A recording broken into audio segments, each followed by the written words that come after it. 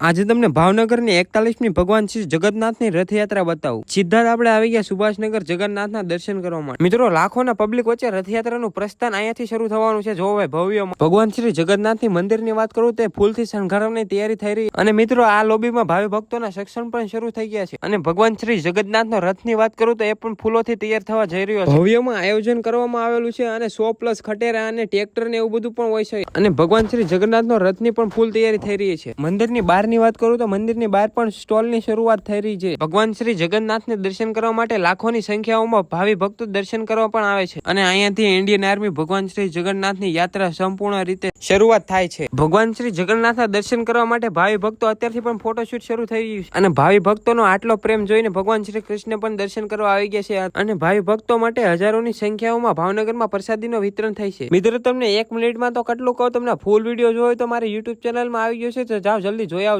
ચાલો મિત્રો મળીએ પાછા પાર્ટ 2 સાથે। ત્યાં સુધી બધાને જય જગન્નાથ, જય માતાજી। ચાલો બાય બાય। અને હા, ફૂલ વિડીયો જોવાનું ભૂલતા નહીં હો।